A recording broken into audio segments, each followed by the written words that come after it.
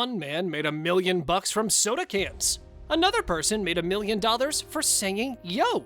And one man sold 1 million pixels for $1 each. Treasure diving.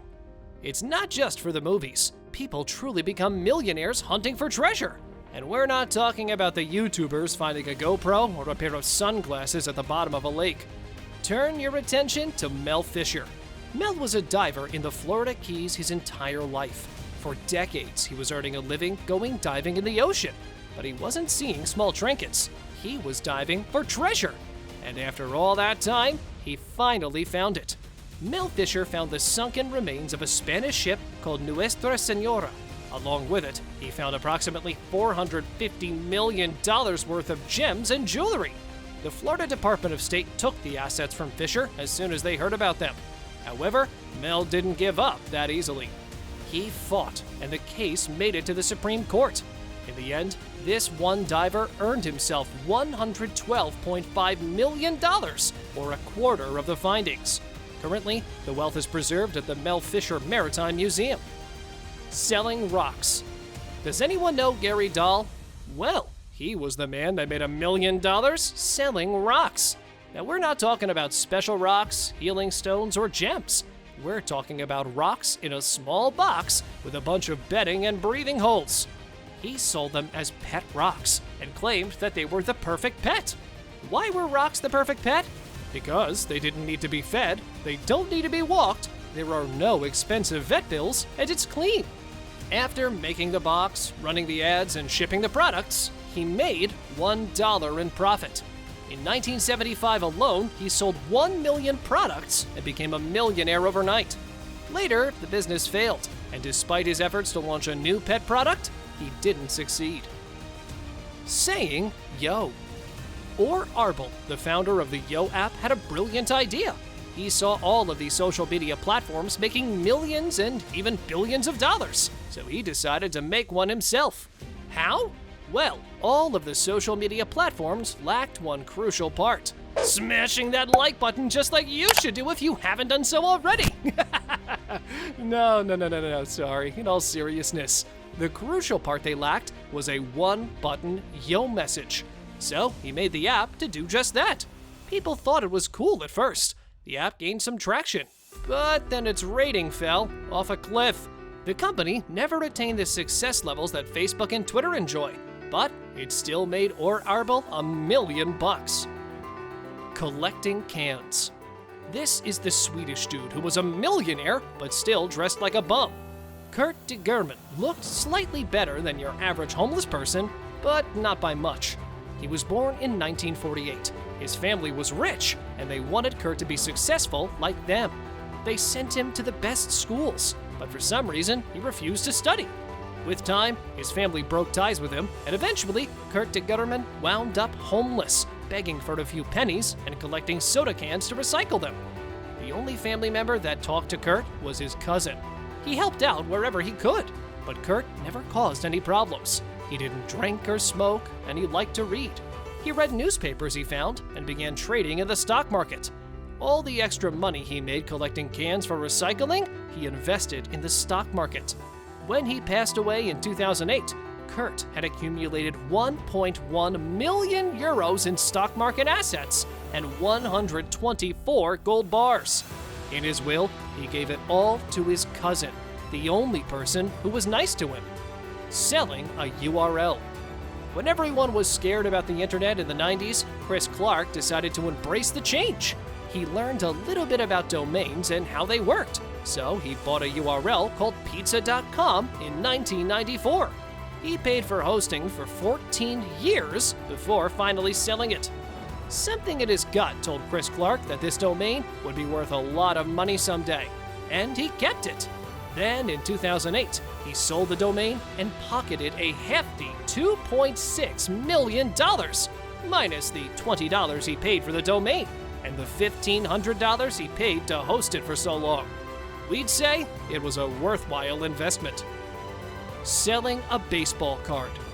By now, we all know that you can make money selling baseball and Pokemon cards. But did you know that one man is about to become a deca-millionaire for owning one 1952 Topps Mickey Mantle baseball card? That's right! This is going to be the most expensive card sold at auction. And since the last card in such pristine condition sold for $5.2 million in 2021, this one is estimated to reach a price tag of $10 million. The current owner of the card, Anthony Giordano, bought it from another collector in 1991 in New York for an astonishing $50,000. The waste management entrepreneur has been holding the card for almost 3 decades and is now willing to sell it at auction. Even before the card made it to the auction site, people started bidding for it online. One person offered $4.2 million as soon as the news reached the public. If the card goes for that price, it's going to be the most expensive sports memorabilia ever sold at auction, topping Diego Maradona's jersey from the Hand of God match, which they sold for $9.2 million. By dumpster diving. Who would have thought that you can become a millionaire going dumpster diving? Well, Elizabeth Gibson always had a feeling she would. She was walking down the street in New York and saw a painting resting on a fire hydrant. Mrs. Gibson liked the colors, so she smashed that subscribe button just like you should do if you haven't already. But no, seriously. She took the painting home only because she liked the colors. Later, she found out that this was a popular 1970s painting called Tres Personajes by Rufino Tamayo. Since Mrs. Gibson wants to declutter her apartments, she listed the painting for sale at an auction, where it's presumed that it will fetch a $1 million price tag. Selling a vase. A French woman decided to sell her mother's old stuff at an auction. She hired a professional who took the objects and listed them for sale. Among them was a Chinese vase that the expert listed for between $1,500 and $2,000. As soon as the public heard about the vase, they started bidding for it online, and the price started going up and up. Then they started flocking to the auction site with magnifying glasses, looking at the seemingly ordinary vase. The experts saw this and became suspicious and decided to investigate the origin of the vase. It turned out the vase was an ancient artifact. They took it to auction, and the price started going from $2,000 to $100,000, then $300,000.